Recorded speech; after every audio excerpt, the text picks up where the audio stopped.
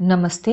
आइए सुनते हैं कथा सम्राट मुंशी प्रेमचंद की लिखी कहानी रंगीले बाबू। बाबू रसिक लाल को मैं उस वक्त से जानता हूँ जब वह लॉ कॉलेज में पढ़ते थे। मेरे सामने ही वह वकील हुए और आनन फानन चमके। देखते देखते बंगला बन गया, जमीन खरीद ली और शहर के रईसों में शुमार होने लगे। लेकिन मुझे ना जाने क्यों उनके रंग ढंग कुछ बहुत जचते ना थे। मैं यह नहीं देख सकता कि कोई भला आदमी ख्वामख्वाह टेढ़ी टोपी लगाकर निकले या सूरमा लगाकर मांग निकालकर मुंह को पान से फुलाकर गले में मोतिया या बेले के गजरे डाले, तंजेब का चुन्नटदार कुर्ता और महीन धोती पहने बाजार में कोठों की ओर ताक झांक करता ठट्ठे मारता निकले। मुझे उससे चिढ़ हो जाती है। वह मेरे पास म्यूनिसिपल मेंबरी के लिए वोट मांगने आए तो कभी न दूं। उससे याराना निभाना तो दूर की बात है। भले आदमी को जरा गंभीर जरा सादगी पसंद देखना चाहता हूँ। मुझे अगर किसी मुकदमे में वकील करना पड़े तो मैं ऐसे आदमी को कभी न करूं, चाहे वह रास बिहारी घोष ही का सा कानूनदा क्यों न हो।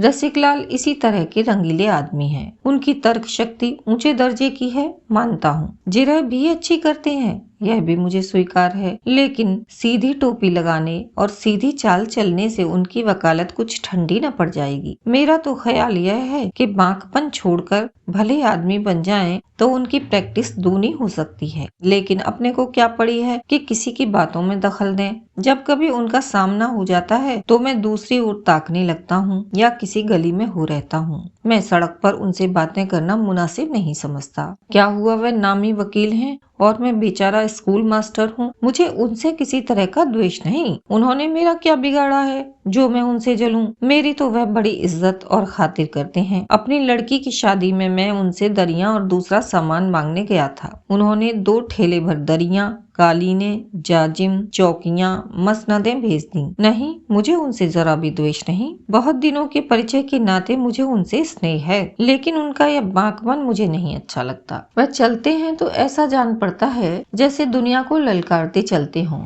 देखो, मेरा कोई क्या कर सकता है, मुझे किसी की परवाह नहीं है। एक बार मुझे स्टेशन पर मिल गए, लपक कर मेरे कंधे पर हाथ ही तो रख दिया। आप तो मास्टर साहब कभी नजर ही नहीं आते, कभी भला साल में एक आध बार तो दर्शन दे दिया कीजिए। मैंने अपना कंधा छुड़ाते हुए कहा, क्या करें साहब, अवकाश ही नहीं मिलता। बस आपने चट कर बाजारी शेर पढ़ा, तुम्हें गैरों से कब फुर्सत, हम अपने गम से कब खाली, चलो बस हो चुका मिलना, न तुम खाली न हम खाली। मैंने हंस तो दिया।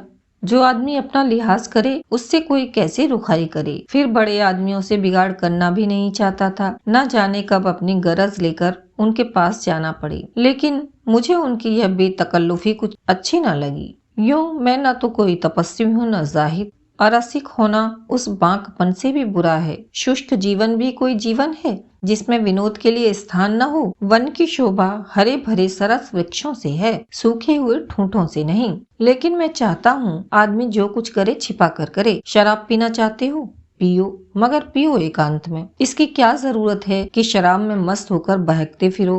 रूप के उपासक बनना चाहते हो, बनो, लेकिन इसकी क्या जरूरत है कि वेश्याओं को दाएं बाएं मोटर में बैठाकर अपने छैलपन का ढिंडोरा पीटते फिरो। फिर रसिकता की भी एक उम्र होती है। जब लड़के जवान हो गए, लड़कियों की शादी हो गई, बाल पक चले, तो मेरे ख्याल में आदमी को कुछ गंभीर हो जाना चाहिए। आपका दिल अभी जवान है, बहुत अच्छी बात है, मैं तुम्हें इस पर बधाई देता हूँ। वासना कभी बूढ़ी नहीं होती। मेरा तो अनुभव है कि उम्र के साथ साथ वह भी प्रौढ़ होती जाती है। लेकिन इस उम्र में कुलेले करना मुझे ओछापन मालूम होता है। सींग कटाकर बछड़ा बनने वाली मनोवृत्तिका में कायल नहीं। कोई किसी का क्या कर लेगा, लेकिन 4 भले आदमी उंगली उठाएं ऐसा काम क्यों करो। तुम्हें भगवान ने संपन्न बनाया है, बहुत अच्छी बात है, लेकिन अपनी संपन्नता को इस विपन्न संसार में दिखाते फिरना, जो क्षुधा से व्याकुल हैं, उनके सामने रसगुल्ले उड़ाना, इसमें ना तो रसिकता है ना आदमियत। रसिक लाल की बड़ी लड़की का विवाह था। मथुरा से बारात आई थी। ऐसे ठाठ की बारात यहाँ शायद ही कभी आई हो। बड़ी धर्मशाला में जनवासा था। वर का पिता किसी रियासत का दीवान था। मैं भी बारातियों की सेवा सत्कार में लगा हुआ था। 1000 आदमी से कम न थे। इतने आदमियों का सत्कार करना हंसी नहीं है। यहाँ तो किसी बारात में 150 आदमी आ जाते हैं तो उनकी भी अच्छी तरह खातिर नहीं हो पाती। फिर बारातियों के मिजाज का क्या कहना। सभी तानाशाह बन जाते हैं। कोई चमेली का तेल मांगता है, कोई आंवले का, कोई केशरंजना, कोई शराब मांगता है, कोई अफीम, साबुन चाहिए, इत्र चाहिए। 1000 आदमियों के खाने का प्रबंध करना कितना कठिन है मैं समझता हूँ। 20-25 हजार के वारे न्यारे हुए होंगे, लेकिन रसिक लाल के माथे पर शिकन न आई। वही बांकपन था, वही विनोद, वही बेफिक्री, न झुंझलाना न बिगड़ना। बारातियों की ओर से ऐसी ऐसी बेहुदा फरमाइशें होती थीं कि हमें गुस्सा आ जाता था। पाव आध पाव भंग बहुत है, या पसेरी भर भंग लेकर क्या उसकी धुनी देंगे। जब सिनेमा के 100 अव्वल दर्जे के टिकटों की फरमाइश हुई तो मुझसे न रहा गया। रसिक लाल को खूब डांट बताई और उसी क्रोध में जनवासी की ओर चला कि एक एक को फटकारूं। लड़के का ब्याह करने आए हैं या किसी भले आदमी की इज्जत बिगाड़ने। एक दिन बगैर सिनेमा देखे नहीं रह जाता। ऐसे ही बड़े शौकीन हो तो जेब से पैसे क्यों नहीं खर्च करते। लेकिन रसिक लाल खड़े हंस रहे थे। भाई साहब, क्यों इतना बिगड़ रहे हो? ये लोग तुम्हारे मेहमान हैं। मेहमान 10 जूते भी लगाए तो बुरा न मानिए। यह सब जिंदगी के तमाशे हैं। तमाशे में हम खुश होने जाते हैं, वहाँ रोना भी पड़े तो उसमें आनंद है। लपक कर सिनेमा घर से 100 टिकट ला दीजिए। 100-200 रुपए का मुंह न देखिए। मैंने मन में कहा, मुफ्त का धन बटोरा है तो लुटाओ और नाम लूटो। यह कोई सत्कार नहीं है कि मेहमान की गुलामी की जाए। मेहमान उसी वक्त तक मेहमान है जब तक वह मेहमान की तरह रहे। जब वह रौब जमाने लगे, बेइज्जती करने पर आमादा हो जाए तो वह मेहमान नहीं, शैतान है। इसके 3 महीने बाद सुना कि रसिक लाल का दामाद मर गया, वही जिसकी नई शादी हुई थी। सिविल सर्विस के लिए इंग्लैंड गया हुआ था, वहीं न्यूमोनिया हो गया। यह खबर सुनते ही मुझे रोमांच हुआ। उस युवक की सूरत आंखों में दौड़ गई। कितना सौम्य, कितना प्रतिभाशाली लड़का था, और मरा जाकर इंग्लैंड में कि घर वाले देख भी न सके। और उस लड़की की क्या दशा होगी जिसका सर्वनाश हो गया। वाह रे दयालु भगवान, और वाह रे तुम्हारी लीला। प्राणियों की होली बनाकर उनकी लपटों का तमाशा देखते हो। उसी वक्त भागा हुआ रसिक लाल के पास गया और उनकी सूरत देखते ही मन की कुछ ऐसी दशा हुई कि चिंगाड़ मार कर रो पड़ा। रसिक लाल आराम कुर्सी पर लेटे हुए थे। उठकर मुझे गले लगा लिया और उसी स्थिर, अविचलित, निर्द्वंद भाव से बोले, वाह मास्टर साहब, आपने तो बालकों को भी मात कर दिया। जिनकी मिठाई कोई छीन कर खा जाए तो रोने लगते हैं। बालक तो इसलिए रोता है कि उसके बदले में दूसरी मिठाई मिल जाए। आप तो ऐसी चीज के लिए रो रहे हैं जो किसी तरह मिल ही नहीं सकती। अरे साहब, यहाँ बेहिया बनकर रहिए, मार खाते जाइए और मूंछों पर ताव देते जाइए। मजा तो तब है जल्लाद के पैरों तले आकर भी वही अकड़ बनी रहे।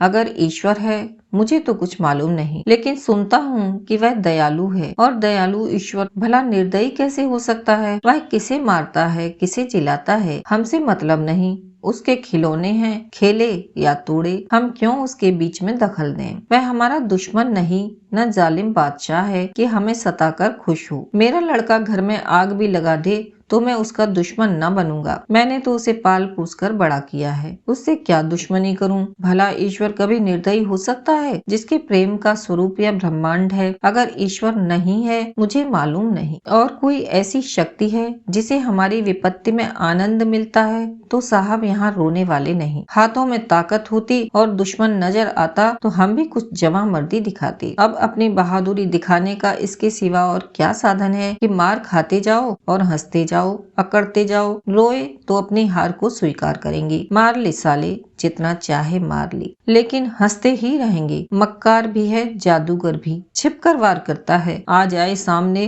तो दिखाऊं। हमें तो अपने उन बेचारे शायरों की अदा पसंद है जो कब्र में भी माशूक की पाजेब की झनकार सुनकर मस्त होते रहते हैं। इसके बाद रसिक लाल ने उर्दू शेरों का ताता बांध दिया और इस तरह तन्मय होकर उनका आनंद उठाने लगे मानो कुछ हुआ ही नहीं है। फिर बोले, लड़की रो रही है। मैंने कहा, ऐसे बेवफा के लिए क्या रोना जो तुम्हें छोड़कर चल दिया। अगर उससे प्रेम है तो रोने की कोई जरूरत नहीं। प्रेम तो आनंद की वस्तु है। अगर कहो क्या दिल नहीं मानता, तो दिल को मनाओ, बस दुखी मत हो। दुखी होना ईश्वर का अपमान करना है और मानवता को कलंकित करना। मैं रसिक लाल का मुंह ताकने लगा। उन्होंने ये कथन कुछ ऐसे उदात्त भाव से किया कि एक क्षण के लिए मुझ पर भी उसने जादू कर दिया। थोड़ी देर के बाद मैं वहाँ से चला तो दिल का बोझ बहुत कुछ हल्का हो गया था। मन में एक प्रकार का साहस उदय हो गया था जो विपत्ति और बाधा पर हंस रहा था। थोड़े दिनों के बाद वहाँ से तबादला हो गया और रसिक लाल जी की कोई खबर नहीं मिली। कोई साल भर के बाद एक दिन गुलाबी लिफाफे पर सुनहरे अक्षरों में छपा हुआ एक निमंत्रण पत्र मिला। रसिक लाल के बड़े लड़के का विवाह हो रहा था। नवेद के नीचे कलम से आग्रह किया गया था कि अवश्य आइए, वरना मुझे आपसे बड़ी शिकायत रहेगी। आधा मजा जाता रहेगा। एक उर्दू का शेर भी था, इस शौके फिरावा की या रब, आखिर कोई हद भी है कि नहीं, इनकार करे वह या वादा, हम रास्ता देखते रहते हैं। एक सप्ताह का समय था। मैंने नई रेशमी अचकन बनवाई, नए जूते खरीदे और खूब बन ठन कर चला। वधू के लिए एक अच्छी सी काश्मीरी साड़ी ले ली। महीनों एक जगह रहते रहते और एक ही काम करते करते मन कुछ कुंठित सा हो गया था। 3-4 दिन खूब जलसे रहेंगे, गाने सुनूंगा, दावतें उड़ाऊंगा, मन बहाल हो जाएगा। रेलगाड़ी से उतरकर वेटिंग रूम में गया और अपना नया सूट पहना। बहुत दिनों बाद नया सूट पहनने की नौबत आई थी, पर आज भी मुझे नया सूट पहनकर वही खुशी हुई जो लड़कपन में होती थी। मन कितना ही उदास क्यों न हो, नया सूट पहनकर हरा हो जाता है। मैं तो कहता हूँ बीमारी में बहुत सी दवाएं ना खाकर हम नया सूट बनवा लिया करें, तो कम से कम उतना फायदा तो जरूर ही होगा जितना दवा खाने से होता है। क्या यह कोई बात ही नहीं कि जरा देर के लिए आप अपनी ही आंखों में कुछ ऊंचे हो जाएं? मेरा अनुभव तो यह कहता है कि नया सूट हमारे अंदर एक नया जीवन डाल देता है, जैसे सांप कैंचुल बदले या वसंत में वृक्षों में नई कोपलें निकल आएं। स्टेशन से निकलकर मैंने तांगा लिया और रसिक लाल के द्वार पर जा पहुंचा। 3 बजे होंगे। लू चल रही थी, मुंह झुलसा जाता था। द्वार पर शहनाइयां बज रही थीं, वंदनवारें बंधी हुई थीं। तांगे से उतरकर अंदर के सहन में पहुंचा। बहुत से आदमी आंगन के सहन के बीच में घेरा बांधे खड़े थे। मैंने समझा कि शायद जोड़े गहने की नुमाइश हो रही होगी। भीड़ चीर कर घुसा। बस कुछ न पूछो, क्या देखा जो ईश्वर 7वें बैरी को भी न दिखाए। अर्थी थी, पक्के काम के दोशाले से ढकी हुई, जिस पर फूल बिखरे हुए थे। मुझे ऐसा मालूम हुआ कि गिर पड़ूंगा। सहसा रसिक लाल पर मेरी निगाह पड़ गई। रंगीन कपड़ों का एक गट्ठर लिए अंदर से आई थी। न आंखों में आंसू, न मुख पर वेदना, न माथे पर शिकन। वही बाकी टोपी थी, वही रेशमी कुर्ता, वही महीन तंजेब की धोती। सब रो रहे थे। कोई आंसुओं के वेग को रोके हुए था, कोई शोक से बेहाल। ये बाहर के आदमी थे, कोई मित्र था, कोई बंधु, और जो मरने वाले का बाप था वह इन डगमगाने वाली नौकाओं और जहाजों के बीच में स्तंभ की भांति खड़ा था। मैं दौड़कर उनके गले से लिपट कर रोने लगा। वह पानी की बूंद जो पत्ते पर रुकी हुई थी, जरा सी हवा पाकर ढुलक पड़ी। रसिक लाल ने मुझे गले से लगाते हुए कहा, आप कब आए? क्या अभी चले आ रहे हैं? वाह, मुझे खबर ही न हुई। शादी की तैयारियों में ऐसा फंसा कि मेहमानों की खातिरदारी भी न कर सका। चलकर कपड़े उतारिए, मुंह हाथ धोइए, अभी बारात में चलना पड़ेगा। पूरी तैयारी के साथ चलेंगे। बैंड, बीन, ताशा, शहनाई, डफली सभी कुछ साथ होंगे। बोतल, घोड़े, हाथी सवारियां सब कुछ मंगवाई हैं। आतिशबाजी, फूलों के तख्त खूब धूम से चलेंगे। जेठे लड़के का ब्याह है, खूब दिल खोल कर करेंगे। गंगा के तट पर जनवासा होगा। इन शब्दों में शोक की कितनी भयंकर, कितनी अथाह वेदना थी। एक कोहराम मच गया। रसिक लाल ने लाश के सिर पर बेलों का मोर पहनाकर कहा, क्यों रोते हो भाइयों? यह कोई नई बात नहीं हुई है। रोज ही तो यह तमाशा देखते हैं, कभी अपने घर में, कभी दूसरे के घर में। रोज ही तो रोते हो, कभी अपने दुख से, कभी पराये दुख से। कौन तुम्हारे रोने की परवाह करता है? कौन तुम्हारे आंसू पहुँचता है? कौन तुम्हारी चीत्कार सुनता है? तुम रोए जाओ, वह अपना काम किए जाएगा। फिर रो कर क्यों अपनी दुर्बलता दिखाते हो? उसकी चोटों को छाती पर लो और हंसकर दिखा दो कि तुम ऐसी चोटों की परवाह नहीं करते। उससे कहो, तेरे अस्त्रालय में जो सबसे घातक अस्त्र हो वह निकाल ला। यह क्या सुइयां सी चुभ होता है? पर हमारी कोई दलील नहीं सुनता। न सुने, हम भी अपनी अकड़ न छोड़ेंगे। उसी धूमधाम से बारात निकालेंगे, खुशियां मनाएंगे। रसिक लाल रोते तो और लोग भी उन्हें समझाते। इस विद्रोह भरी ललकार ने सबको स्तंभित कर दिया। समझाता कौन?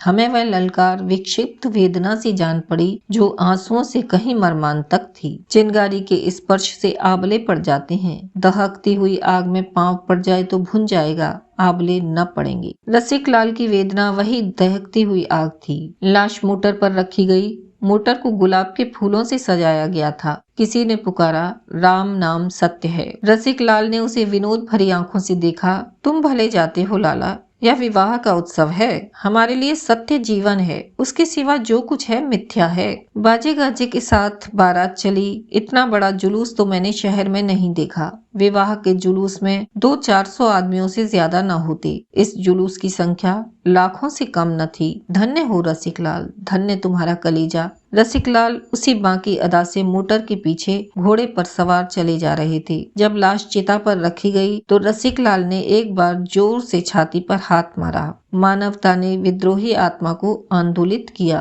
पर दूसरे ही क्षण उनके मुख पर वही कठोर मुस्कान चमक उठी। मानवता वह थी या यह कौन कहे। उसके 2 दिन बाद मैं नौकरी पर लौट आया। जब छुट्टियां होती हैं तो रसिक लाल से मिलने आता हूँ। उन्होंने इस विद्रोह का एक अंश मुझे भी दे दिया है। अब जो कोई उनके आचार व्यवहार पर आक्षेप करता है तो मैं केवल मुस्कुरा देता हूँ। आशा है आपको यह कहानी पसंद आई होगी। आप ऐसी ही और कहानियाँ सुनना चाहते हैं तो कृपया चैनल को सब्सक्राइब करें। नवीनतम कहानियों के लिए घंटी के बटन को दबाएं। कमेंट अवश्य करें। आपका कोई सुझाव है या फिर कोई विशेष कहानी सुनना चाहते हैं तो वह भी कमेंट बॉक्स में लिखें।